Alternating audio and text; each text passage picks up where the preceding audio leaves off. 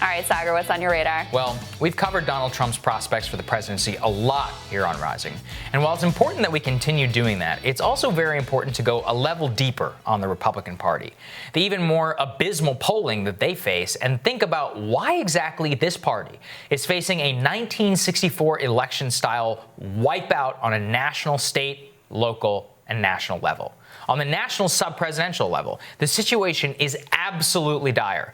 Josh Kraushaar of National Journal puts it pretty succinctly, saying that the GOP is facing a, quote, tsunami in November, pointing to several inauspicious signs, including Republicans facing trouble in places like Alaska, Iowa, and even Georgia. All states that could traditionally be relied upon. Now, the conventional wisdom and the response from those in the Republican Party are, yeah, but it's early. There's a long way to go to the election day, and they'll point out polls showing Dukakis up in 1988 and other past races where incumbents or challengers turned things around dramatically. And yeah, they're right. That's true. But as Kraushaar notes, it's actually disproportionately more important how people feel right now in our election cycle than it might have ever been in the past. And the reason for that is because we're in the middle of a global pandemic, and a lot more people are going to vote by mail. And what do people who vote by mail do? Well, they request their ballot early. Very early, it turns out, with some states that have early voting beginning 2 full months before the election is held. Already from the primaries conducted during coronavirus, we have seen vote-by-mail records absolutely smashed. So just to give you an idea of how quickly the clock is ticking, consider this. Right now, as you're watching this, there are exactly 99 days until Election Day. Well, early voting begins in Michigan 45 days before the election. In Pennsylvania, counties make ballots available 50 days before the election. Arizona is 27 days before Election Day. Minnesota, 46 days. Ohio, 28 days. That's just an idea. Each of the states I just listed are critical for Trump or Republicans to win in 2020, or at the very least, have a decent showing.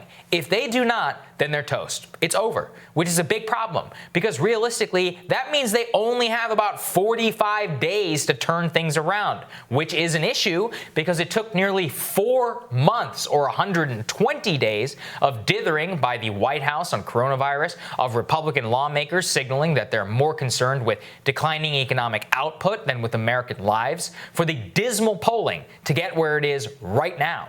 Now, coronavirus is the #1 issue for American voters in 2020 with recent polling. It's the top issue to nearly 1/3 of all voters. So the remainder of voters are concerned about the economy.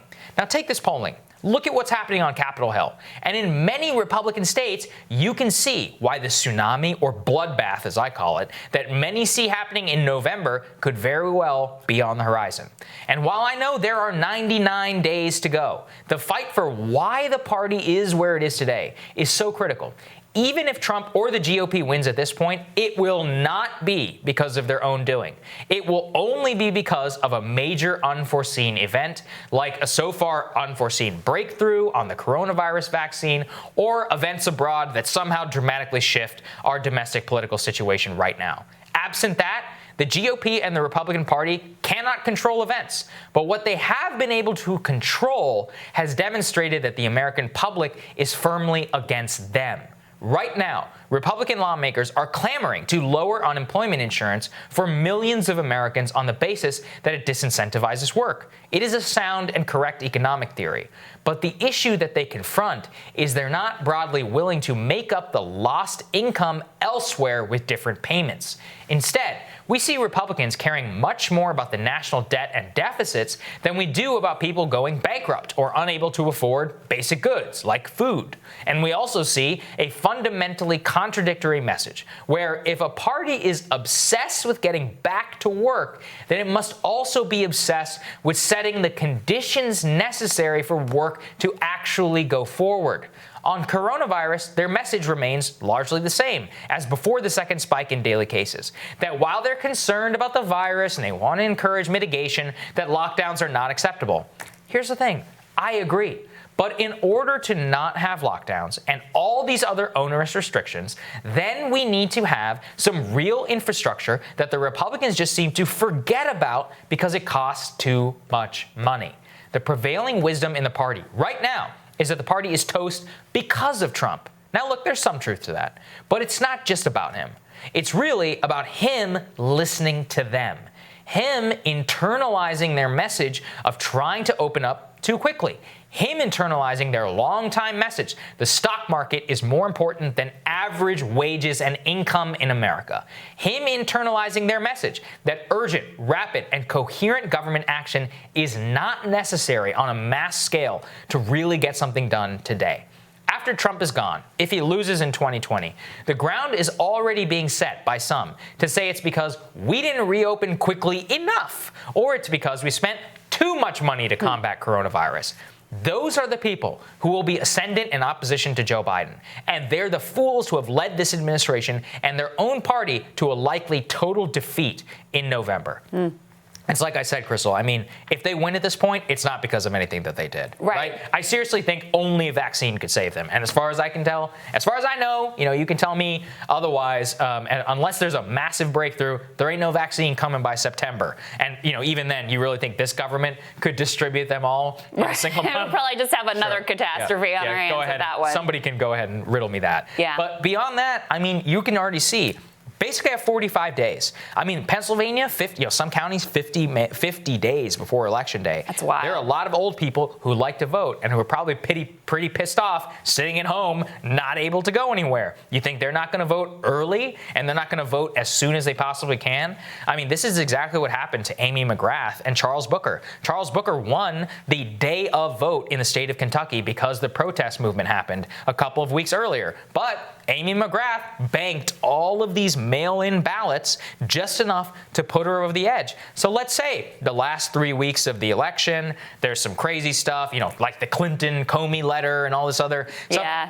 It may not matter this time. There's not going to be a lot of in-person voting. I'm voting by mail. You're probably going to vote by mail. A lot of people are. Absolutely. And your point about seniors are overwhelmingly likely to vote by mail, both because they're the ones who are on top of it and they're the most reliable voters, but also because they're the ones with the greatest fears about actually going out to vote during coronavirus is very well taken. And that's the ground that Joe Biden has overwhelmingly made up, not because he's done anything great, obviously. He hasn't done anything.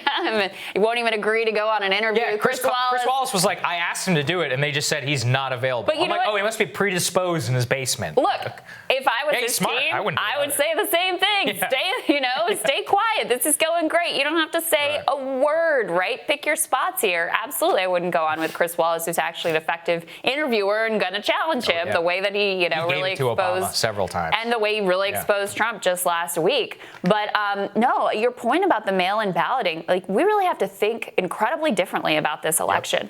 It's very easy to use the framing of the last election to analyze this current election, right? You're always fighting the last war, the last battle. And last time around, there were, in the last 2 weeks, these major developments that caused all the late deciders to basically move to Trump. And that was part of why it caught everybody by surprise, is all of those late deciders essentially went in the direction of Trump. You're not going to have that same last-minute surprise dynamic here. The die is going to be cast much earlier on. So the events that are happening right now are going to have so much more impact on what happens in the fall, especially when you consider, look, nobody's as focused on the political cycle also as they have been in past presidential years. They're focused on their own lives and their jobs and the coronavirus and the reality of what's facing them, whether their kids are going to be able to ever go to school again and all of these things, how I'm going to balance childcare. You're also going to have debates that are much diminished, right? I mean, they may not even be in person. They may be by... I think they probably will socially distanced, but they're going to be much less explosive events than we've had in the past. Yeah, all of that. And the conventions are now going to be all online. I mean, all of this is just so different from a political landscape that we've seen in the past. And the Republicans, they really want to hold on to Dukakis, and the fact that he was up in the polls, they're really holding on to that one. I have heard that line so many times in the last 2 weeks. And I'm like, you guys are idiots. And look, Nate Silver was on over the weekend and saying, look, you can't count Trump out. And that's certainly the case. But I think your point is more that right now we see where the ideology has gotten them. We see where the response has gotten them. And this outcome could have been predicted in the very early days of his administration. I remember when he got elected, talking about we're not going to cut Social Security, really sounding a very different note on economics in particular than the GOP had been for decades, right? Talking about wages, talking about workers, talking about trade, talking about infrastructure, rebuilding the country. And I thought, my God, if he gets in there and opens up the purse strings and builds projects in every district, he could, and this was terrifying to me, he could have 65%, 70% approval rating. Democrats wouldn't have been able to resist working with him in that dynamic if they were going to have jobs in their own district that infrastructure package and that spending could bring. But he didn't go that direction. Instead, what did he spend all of his political capital on? Stupid corporate tax cut, which left us in a more vulnerable position to handle this pandemic than we would have been either from an economic perspective. And that ideology that has firmly taken hold of the GOP means, there was this idea that Trump had sort of taken over the Republican Party and totally changed it. No. He became a figurehead and a vessel for their own broken ideology. You can see and it that's right exactly now. where we are now. You can see it right now in the negotiations. The White House is completely irrelevant. Trump tried to bank all this political capital on saying we need a payroll tax cut. They were like, yeah, that's cute, but no. I mean, that shows how impotent he is really whenever it comes to legislative negotiations. And it shows how he's getting rolled by Mitch McConnell. And really who he's getting rolled by is the far right. And I mean that in terms of the deficit hawkery of the Republican caucus. They're the ones who are dictating all of the terms here. By listening to them, he has basically put his presidency, I wouldn't say just on the line. I think he's basically sunk at this point, unless there is a complete turnaround, like I said, in some unforeseen circumstances. But absent that, the fight, as I see it, and as most other Republicans in Washington see it right now, is who's to blame? Because they're going to say, oh, it's Trump's tweets and all this stuff. Yeah. So you got elected doing the tweets, okay? You got elected after Access Hollywood. America knew exactly who Donald Trump was. Yeah, they're true. willing to forgive it or tolerate it or not even care about it as long as they were going to get what they wanted. Now that they're not, because he listened to the GOP, he's likely to lose. Yep. And I think that that's the real tragedy here. Indeed. So I'm looking forward to your radar next, Crystal.